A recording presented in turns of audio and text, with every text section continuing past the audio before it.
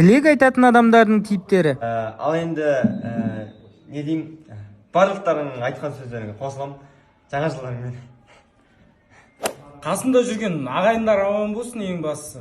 Главный денсаулық қой. Қалған сатып аламыз, болмаса тартып аламыз. Алып қойыңдар. Тілек айт деп жатыр саған. Тілек. Қисай бірінші сосын. Қыздарға рахмет, ең бастысы бізді сыйлап келген. Осылар болмаса бүгінгі отырыс быт-шыт болатын еді. Дос балам гитарист өзі жақсы бір ән айтса, өзім атымнан қыздарға жетеді.